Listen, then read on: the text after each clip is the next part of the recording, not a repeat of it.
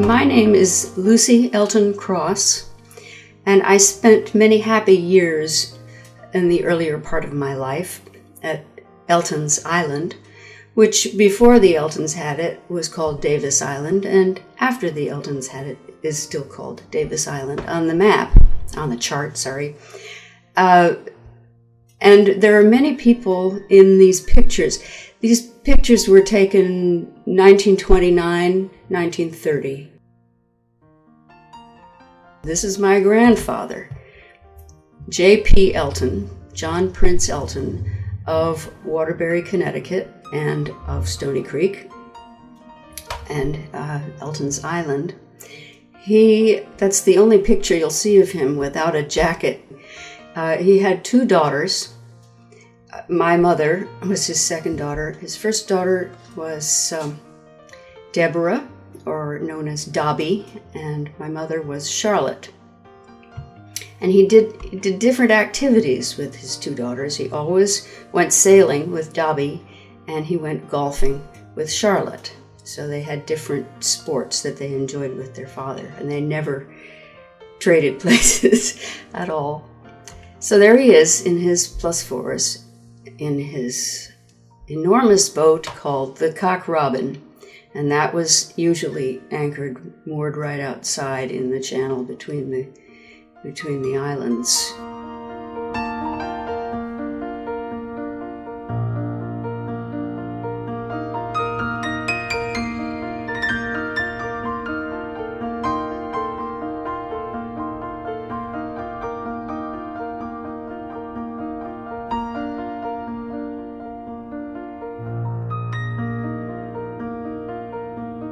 That is my aunt, Dobby, sitting on the stone dock of the bathing beach, which is on the other side of the island from the cottage dock, which is where these ladies are standing.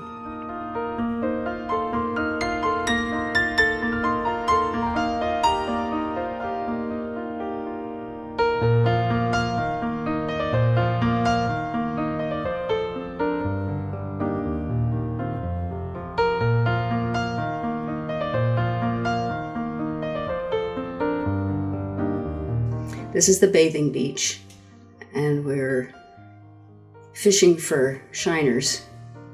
There are two little boys who were adopted by my grandparents in the 20s.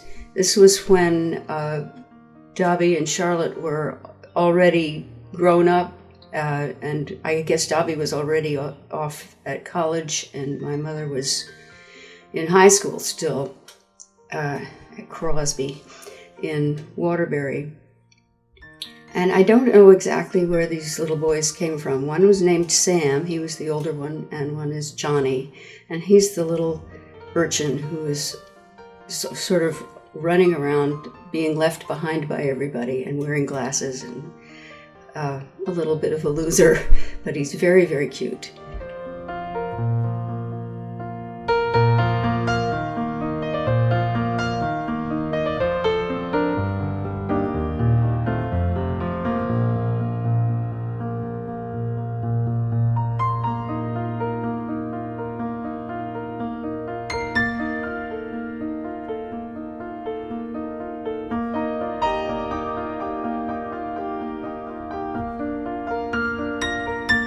There's Johnny in the rowboat, just fooling around, trying to learn something.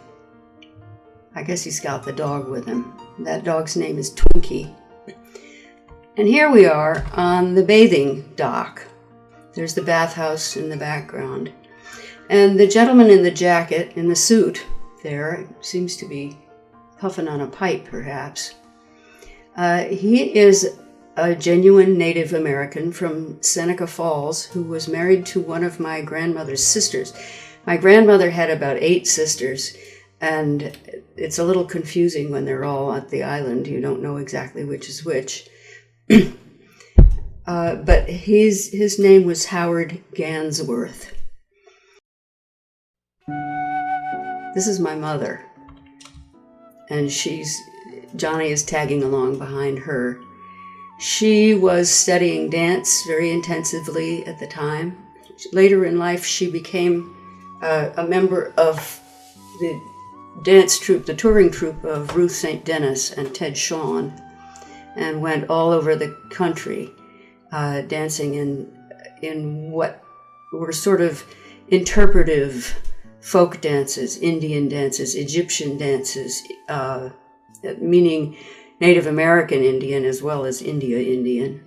They had all kinds of different, there was a gypsy dance she taught me too. And she does a little dance later on the dock.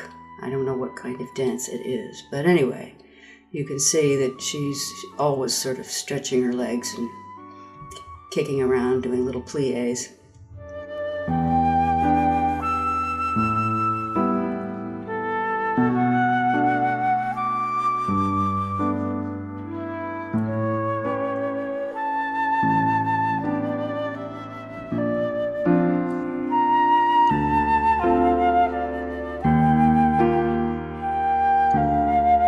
Here is my mother and her sister, and this is how we know that it's 1929 and 1930, because they're both going off to Vassar. My aunt graduated from Vassar in 1930, and my mother in 1932. Here she is practicing her kicks and getting into the most magnificent automobile. This is at 70 Church Street in Waterbury. Bye-bye.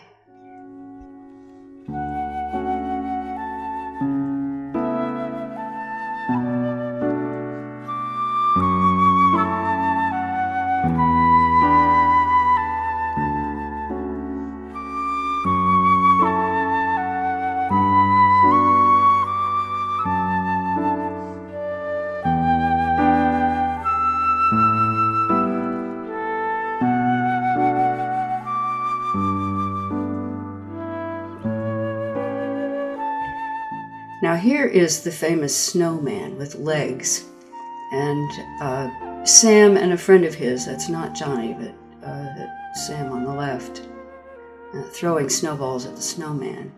And the reason that the snowman is so sooty is that 70 Church Street was only 1 block away from the railroad station, and the railroads all ran on coal power at the time. So every time a train came into Waterbury, these great puffs of black smoke would come and settle on the backyard like that.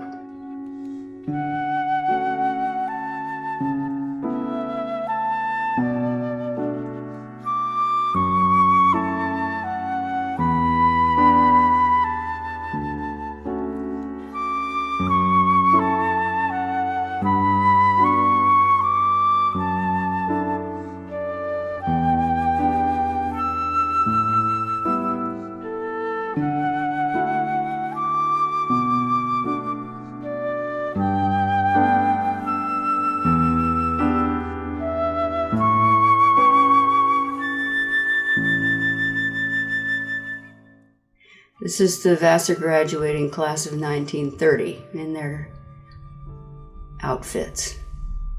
Now I know that my aunt, Dobby, is in this procession, but in this part you can't see the faces of anybody. Probably my grandmother was manning the camera.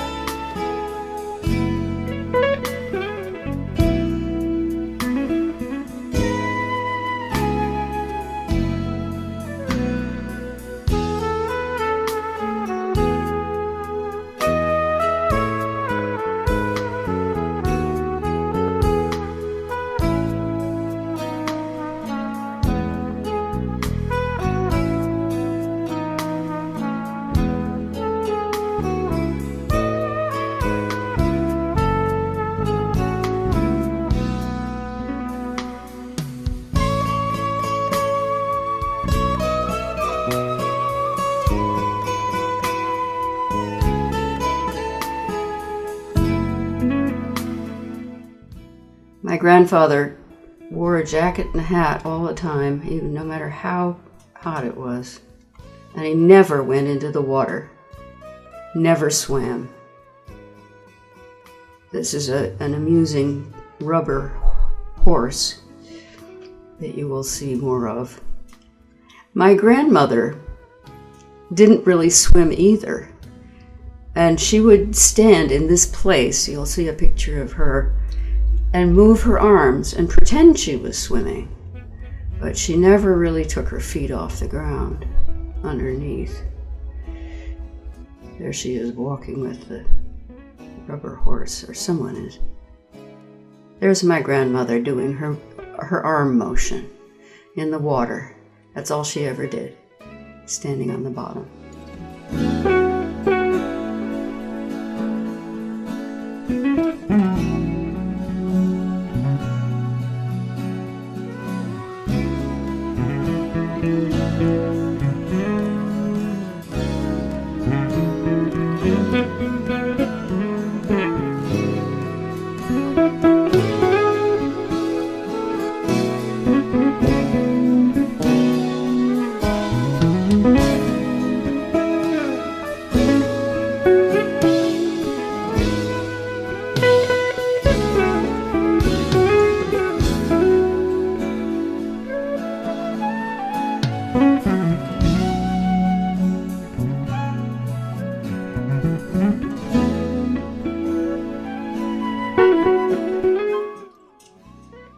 Here's another group of visitors. My mother in the bathing suit on the left. I don't know who the rest of the people are. Here she is in her Ruth St. Denis dance. And that's our bathing house in the background. She's dancing on the stone dock in bare feet.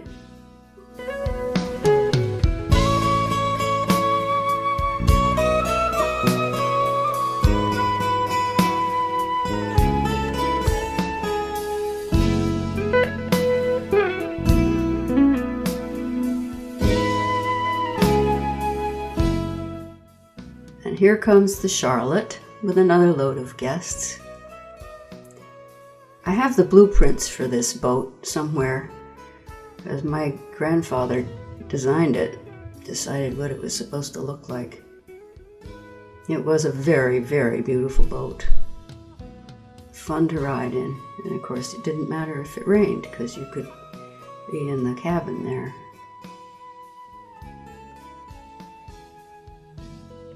Whoops, that's a move she never really quite got.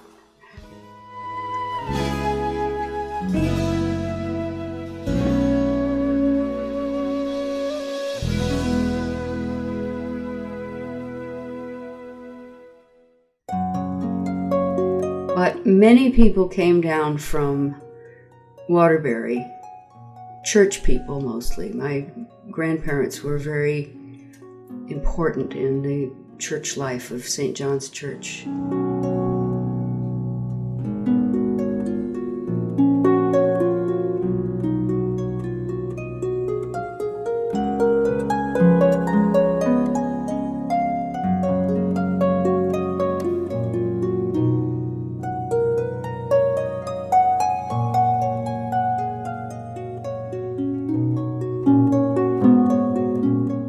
And this is a speedboat that my grandfather bought, but kept for only 1 year. He thought it was really a waste of time, a waste of gas, and a waste of money, and he didn't care for speed anyway. So that did not stay in the family. Got rid of it right away.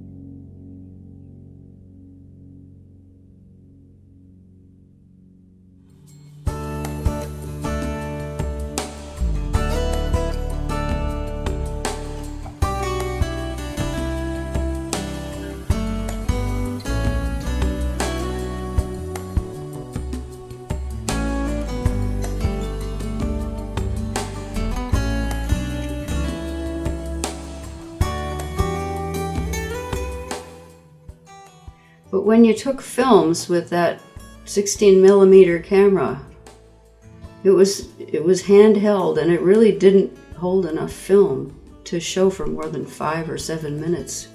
I don't remember exactly. I still have the camera, actually. So they all got strung together. Now here's my grandmother with a guest of hers. That's Dobby. And her guest is an Episcopal nun. And I have a pretty funny story. Later in life, later in the history of the island, my mother brought her best friend for a visit for a week long. And my grandmother was giving her some instructions about how we behaved on the island and what we did habitually. We always went into Stony Creek to go to church, but except when it was too stormy or rainy or something, and we would hold our own church services up in the big house in the middle of the island. We had a piano in that music room, and we called it the saltwater piano because it never was tuned, and it was about a half step too low. But we would have our hymns and our little prayers and our little speeches. But most of the time we went into the church in Stony Creek. And my grandmother, not realizing that my mother's best friend was a Congregationalist, was telling her, now when Sunday comes around, we all get into the boat and we go into Stony Creek to church. It's only Congregational, but we go.